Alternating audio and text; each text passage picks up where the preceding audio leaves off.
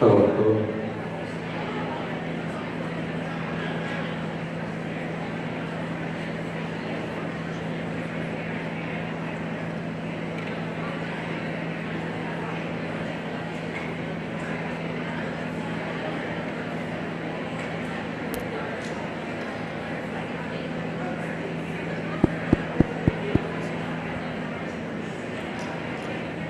Check 1 2, check 1 2. Thank you.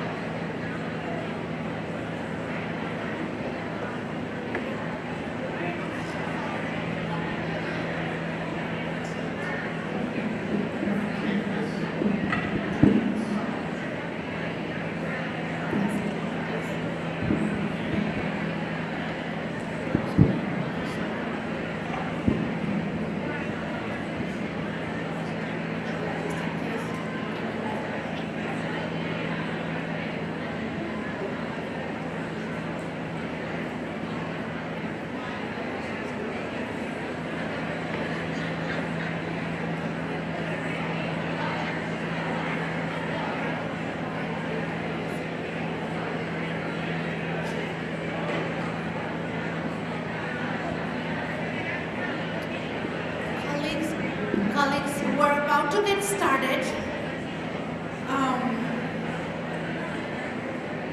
We're about to get started, and I was wondering if you would like to get something to write with.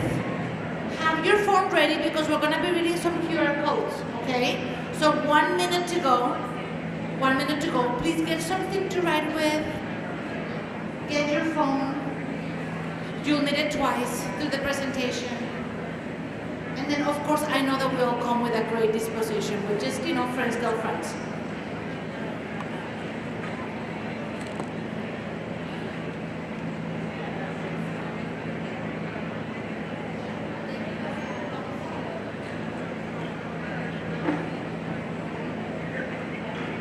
Whenever you're ready.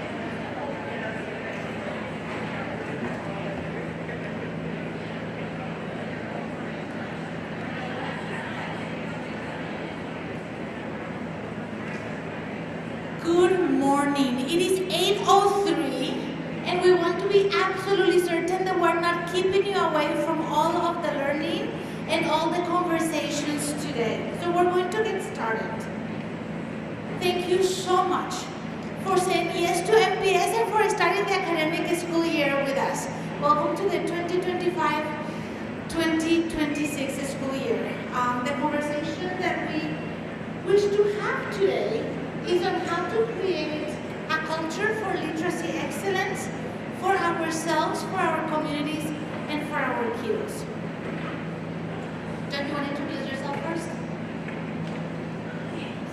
Hello everybody, I'm John Jagman, I'm the district's discipline manager. You're going to see me probably a lot this year with Dr. Gabi, but we're really trying to integrate how we're building a positive culture and climate as a way to embrace this literacy excellence. So I'm going to be doing a little section towards the end. Good morning. All right. And some of you may be wondering, who is this person that I have never seen before? I am Gabi Jimenez. I am proud to be the academic superintendent for literacy for Milwaukee Public Schools, and super excited to be here.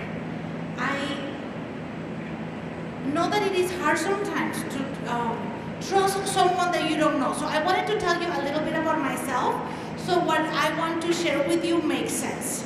So in 1995, the day before the first day of school, my plane landed. I was a foreign exchange student, and it was my first time attending schools. It was my first time in the United States.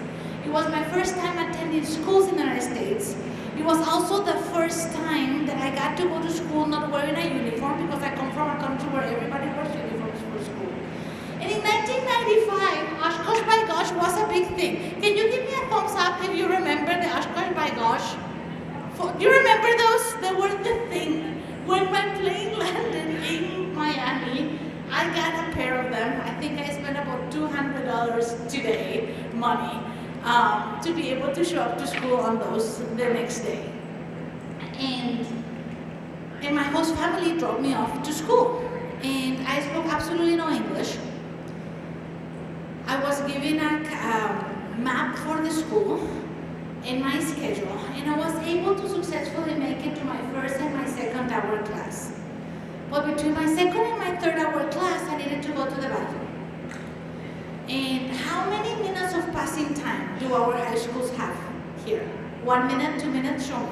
1, 2 minutes? 2, 5 minutes. Okay, so in 1995, you got 2 minutes to go from one class to the other one. And of course, there was a line to go to the bathroom. By the time that I sat on the stall, the bell rang, I panicked and my overalls fell in the toilet. Right? And the entirety of what was happening in my life at that point, being in a new country, not speaking the language, sank in. And I started crying. And about, I don't know, it seemed like an eternity, but perhaps like 3 minutes later, I hear, it was the police officer from the building, because they thought I was cutting class. And they dragged me out of the bathroom. I'm crying, I'm holding on to my overalls. The water from the toilet is seeping in. And I was brought into the principal's office. And after waiting for about an hour, because no one in the office spoke Spanish, they found someone on the phone from central office that spoke Spanish. And this is what the translator said. I don't care what happened. If you cause any problems, I will deport you and your family. And have you seen Maleficent? Have you ever seen Maleficent from Disney? Show me with your thumbs up. You know, like the Genesis story? That was kind of my Genesis story. I had never in my life felt so insignificant and unimportant. And everything that I knew about who I was and everything that I believed about who I was crushed, and I really needed to hold on to a belief system to be able to move forward. I was one of the lucky ones in the sense that during that year, even though I was a senior in high school, a newcomer, and I spoke absolutely no English, someone was assigned to support me, and that person had a single job. And the single job was to teach me how to read. I was able to graduate high school 10 months later because I have the ability, the cognitive ability, to be able to learn what I did not know was the language. And I was not English literate. So the conversation that we're going to have today about literacy are conversations that are really important to me, and they're very personal to me. And I wanted you to know this part of the story because it is to the story that how important this is for me comes true. So thank you so much for the grace in allowing me those few minutes. Thank you for having something to write with and having your phones. We're going to be using our QR codes. And thank you so much for bringing your best selves and for making a decision to serve our kiddos and our communities. I think that it's important. Transparency matters. Clarity matters. I am, so you can imagine, 1978 circa baby. So the Thundercats were a big thing. Do you know the Thundercats? Yeah, the Thundercats, they were a big thing. I love the Thundercats. So I just want to, I'm not playing a trick on anyone. This is what we are trying to do this year. We are trying to reimagine the way that we serve. We are trying to make sense of what are the ways in which each and every one of us, as a specialist, can reimagine our work. So our primary goal is to create conditions so every single one of our babies learns how to read. No child will be harmed under this premise. So listen with attention, because this is not only an aspirational goal, but this is something that we believe wholeheartedly that can be achieved. But that is the intent. Our goal, we will know that we won the year if we have been able to make substantial increases in the literacy achievement for our students. And go Thundercats, right? I love them. Something that is interesting about the Thundercats is that they each live like in their own planet. I don't know if you remember. And when something happened, they send a Thundercat call and they come together to work and they go apart. I'm not asking anyone to stop doing the work that they do, but primarily for us to consider how is it that we can come together in a way that makes sense, that is articulate, that is honest about supporting kiddos to learn how to read. The good news about the call to action that all students are going to read is that it is not a departure from the the conditions, the goals that Milwaukee Public Schools already had on the onset. My first day on the job was July 2nd of this year. And one of the things that made it really possible for me to make a decision and to accept the honor of being invited is that you're already working on a framework for ambitious instruction for acceleration of students. So the call to action of all students are going to read, it is in alignment with the decision that had been made up to the point. Furthermore, it is simply providing clarity in relationship on the ways of how we want to do this. So this is the name of the game. All the students will read. There is absolutely something that each and every one can do, and there are ways in which we can measure our impact. In order for us to truly live to the expectation and work in ways that will allow students to be able to read, it is important that we hold a proleptic stance. A proleptic stance means, in a sense, that we are willing to, let's think of our students, hold our students in our hands, and gently blow away all the perceived imperfections that they currently have. And that we are going to hold them in a regard in which we can see them as their future self once they have all the skills that we believe are required for them to be able to attain grade level content. This is the thing that is tricky about proleptic stance. If we are able to do this for our students, if we are able to say, students are my student, this one student is not yet able to master this skill, but I am going to continue to support the student. It creates an opportunity for us to also have a proleptic stance for ourselves as adults. It means that we're also going to have a commitment to look beyond our perceived imperfections, and we're going to let go of perfectionism, but we are going to strive to work at grade level rigor, because it is on acceleration that we're able to close the gaps. So if we hold a proleptic stance for our students and we say that each and every one of our kiddos can read because we will teach them, it means most definitely that each and every one of us will teach. And the ways in which we teach are going to be supported so that they are gap closing. It means that if I have a third grader that does not yet know, for example, how to encode and decode CVCs with short vowels, I am going to continue to teach the grade level content while at the same time provide targeted small groups to be able to support learning on that critical skill.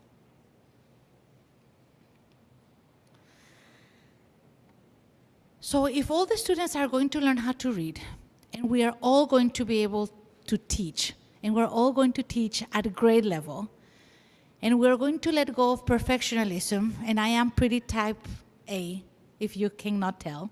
I'm even dressed up for the colors of the school today. The fact of the matter is that we need to understand quite honestly that the price for mastery is a well-earned apprenticeship. It means that we are going to go into this school year with our eyes wide open to recognize that it is okay if we're slow and sloppy in the beginning, like when we're making pancakes. I love eating. A lot of my analogies are about food. I'm not particularly a good cook, but I'm really good at eating. And when I eat the first set of pancakes that my kiddos make, the pancakes look like the first one. But by the time that we have made 10 pancakes, the pancakes are looking really matchy. I am going to share with you a couple things about our instructional strategy today that are going to seem like, that is something that I have not yet done before, or my grade level team have not done yet before. And I am here to personally invite you to embrace that and say, it is the first pancake. It is the first pancake. It's perfectly fine. The only way we get really, really good at doing something is if we're willing to stay in the apprenticeship. And the ways in which and in the measure in which we can signal that for our students and that we can signal that for ourselves, the better off we're going to be as we move forward. So let's talk about the pancakes. What are the types of pancakes that we want to make? In order to be able to support students so all will read and that we all can teach, it is important that we create operational definitions and define what is it that we mean. We believe that in order to be able to do this, there are 3 beliefs that we need to hold deeply in our heart. The first belief is that the most important instruction that every single student is ever going to get is Tier 1 instruction. It means that every single student is first and foremost a general education student with a general education teacher. That's where the money is. Grade level content comes from Tier 1 instruction. We want to be certain that we are delivering a standards aligned instruction every day. And that we do that through the usage of our high quality instructional materials. I'm gonna talk about that in just a minute, okay?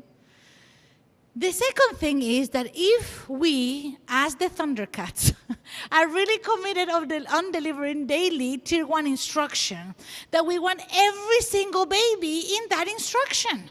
I don't know if it has happened to you, but sometimes I am visiting buildings and there is a lot of babies outside walking in the hallway.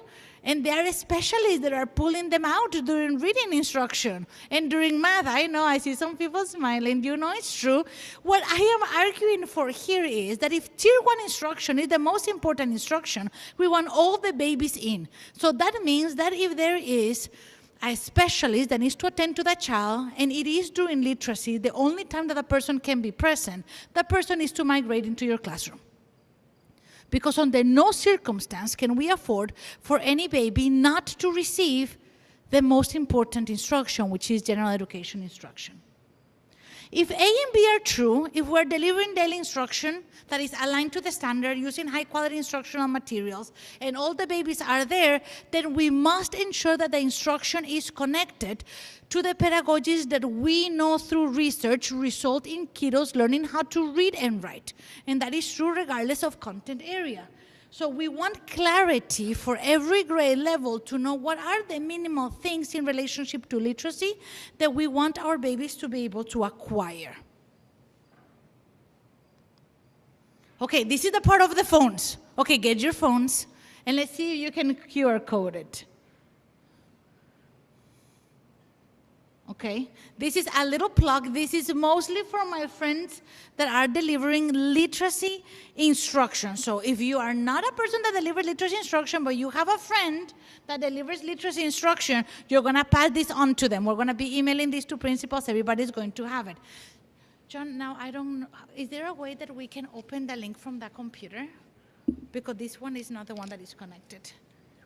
I apologize. Some transparent facilitation here. We want you to see it. Thank you.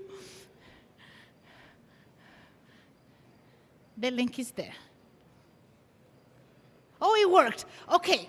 So we are sharing the guides, the instructional guides for the first module for the first 3 weeks. We are using the same high quality instructional materials that you know about, that has not changed, but we have rebranded them a little bit to ensure that the standards that you are going to be teaching alongside every lesson are visible to you. There is great danger when we are not clear about the standards that we're teaching. Otherwise, we become taskmasters. We're working towards completing a task. We want the task to result into students' mastery of a skill. We also have made visible what are the readings that we want you to take to prefer over, and we are integrating reading and writing in K through 8. So we are using the content and the ideas and the conversations from reading to be able to support our writing. We're also, and you're gonna see this through the guides, are going to be providing you guidance for the explicit teaching of word recognition. So something to come. We can go back to the slides. John, thank you so much. You're a superstar. All right, good. Just wanted to put a plug. If you don't teach literacy explicitly, send it to a friend. Everybody needs it.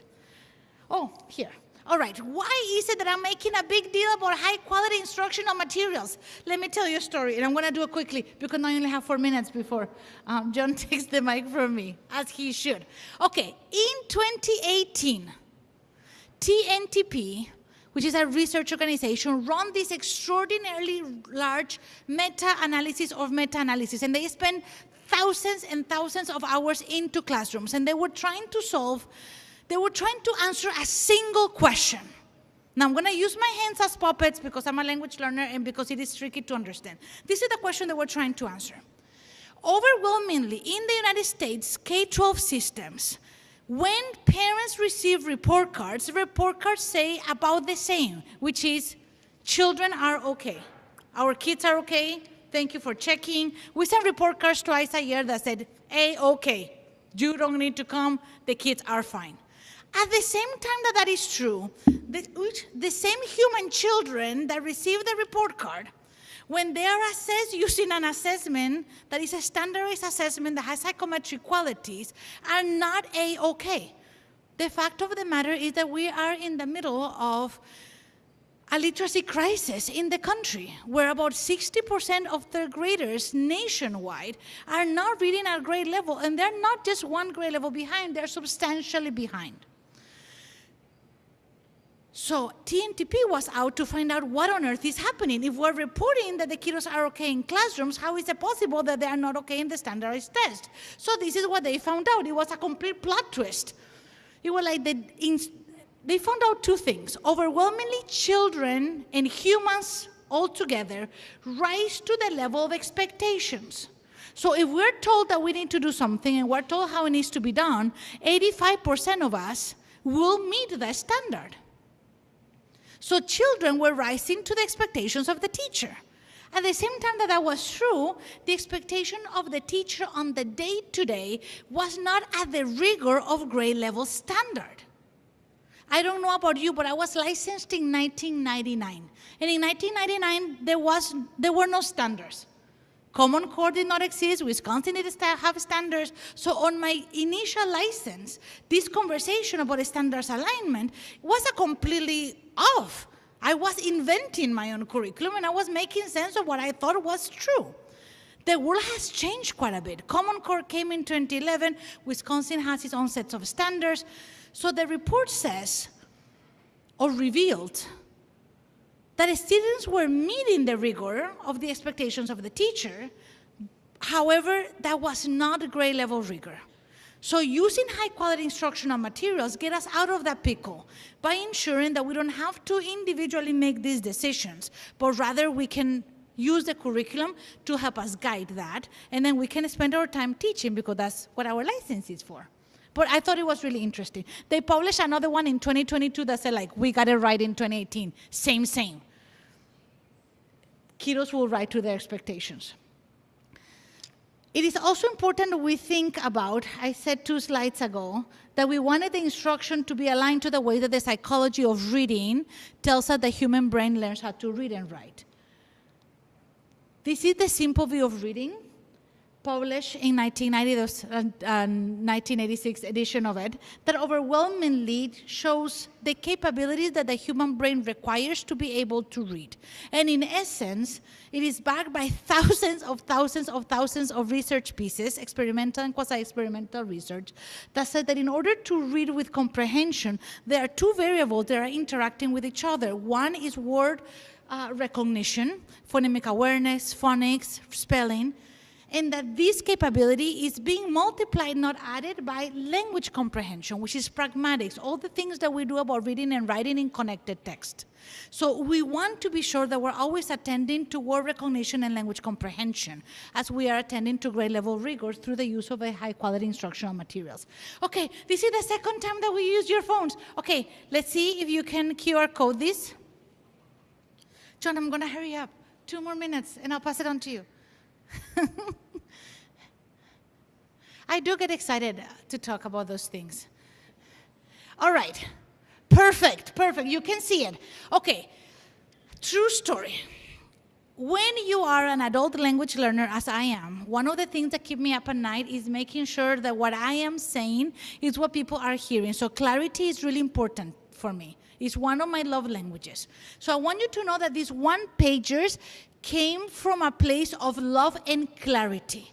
When we started talking about high-quality instructional materials and providing clarity to the framework that already existed, one of the things that was elevated was how will grade level teachers know if they won the year? How will we know if I am a kindergarten teacher, a K-3 teacher, a second grade teacher, a 10th grade teacher, if I won the year? So we were like, we put it together. So we have one-pagers. Some grade levels have their own, some are together because the grade level skills are closely related. There are 5 items in the one-pagers. 4 of them are exactly the same because they define the conditions necessary for grade level instruction to take place of. And that is true regardless of program type, regardless of language of instruction, regardless of all those things. But there is one, item number 4. Can we go down a little bit, John? 222, there we go. Item number 4, that is specific to every tab. And item number 4 has a link for the specific things in relationship to literacy that we want to be absolutely certain that our babies master by March 2nd of 2023. Please write that down in your notebooks. March 2nd of 2023. And you're wondering, why on earth March 2nd, Gabi? March 2nd, 2023 is 45 days before the end of the school year. If kiddos have not mastered those skills by March 2nd, we need to throw second gear. And I want us to know that because clarity is love. We want to be absolutely certain that we're engaging in a gap closing strategy that supports that. Okay, now I'm gonna pass it. John, I went over 3 minutes, I apologize. Let's give a round of applause for John because he's a superstar. Thank you. Thank you, Dr. Gabi. All right, I will be brief because we have a session later today, virtually, that has more details around this kind of theme we're doing today, and we'll have more information throughout the year. We're looking at how culture and climate this year can better coexist with literacy and how we can create those classrooms for students to engage in this reading and this literacy push. So the first time I met Dr. Gabi, she was presenting and she talked about how she's a big foodie. She doesn't really cook, but she really likes food. And I sit there and I'm a foodie, I like to cook. And I really thought about this analogy of how we're looking at school culture and climate this year. So if you've ever cooked or you want to be a foodie or anything like that, the beauty of it, why I enjoy it, is once you get some ingredients, you add your own little kind of style to it. You maybe put a little bit more of this in here, or I really like this in there. So I've been using this analogy of chili. We're all making chili in our classrooms this year. So we're going to have some key ingredients, and I'm going to go through on the next slide, that we want to see in all spaces to create this positive culture and climate. But just like when you're making chili, once you have the tomato base in there, you've got your cumin in there, you've got your chili powder in there, got some beans, then you can go and add whatever. You can add some dark chocolate in there, you can put some noodles in there. I really like sour cream on the top of mine when I'm done. We're looking at school culture and climate in our classrooms the same way, helping to provide some key ingredients to everybody, but then we're allowing folks to do what is best in their classroom, how is going to best meet the needs of their students, and continue to add ingredients on top of that. So our theme is going to be, we are cooking that positive culture and climate this year. So these are those 5 key ingredients. We are not changing direction from years in the past. So if this is work you've been engaged in the past, we're continuing on that path. We are not changing direction. We're just hoping to kind of streamline the messaging with this. But all classrooms, newest K-3 students walking in the door, high school seniors, we want to see these same key ingredients. They may look different, but we want to see that relationships and community, those expectations and procedures, that skill development. What are those skills we need our students to have to be successful in these spaces? How are we responding to student behaviors? What are those strategies that we have? And then how are we creating those systems of acknowledgement? How are we ensuring that all students feel good about the choices that they're making? So again, there's a session later today virtually. There's one right now actually, but they're going throughout the day if that's something you want to learn a little bit more about. We have modules, we have handouts, but we really want to focus on these are those 5 key ingredients. And then within that, we're going to have a variety of different ingredients to choose from. So we're going to have best practice examples in all of these different areas, so that while you're in your classroom and you're cooking up that positive culture and climate, you can grab those ingredients that you want. Oh, this is really going to work for my students. This is really going to work in my space. But we're going to make sure that we have all those so that you're able to kind of mix the ingredients, if you will, that are going to best fit the needs in your classroom. So one of our big themes this year is going to be joy. So I just want you to sit there independently and think about for yourself, how do you define joy? What is one thing that brings you joy outside of work? And is one thing that brings you joy at work? So I want you to just think about there for a moment for yourself. How do you define joy? What is one thing that brings you joy outside of work? And what is one thing that brings you joy at work?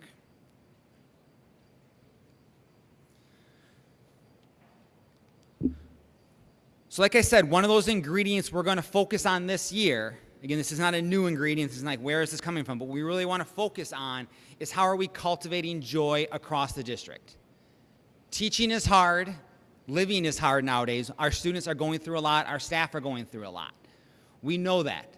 Many of us are navigating life without really maybe that spark and that joy, especially once we get to December, January, February. So we want to create these spaces of joy throughout the schools, throughout the district, throughout the year. So we're going to continue to message ways that we can cultivate joy in our schools. Things like playing music in the classroom, playing music at our trainings, playing music in our staff meetings, having morning meetings, student-centered activities, paired and teamwork, daily positive affirmations, just so our staff and our students hear that on a regular basis. A smile can go a long way for you make yourself feel better. It sends endorphins to yourself when you smile more and when you hear and you see those smiles. Brain breaks, mindfulness, short games for content review. Some schools have like a joy bulletin board where students bring in whatever that brought them joy. Here's the soccer match I played in this weekend, and I post a picture of it. But to cultivate that joy and community throughout the school.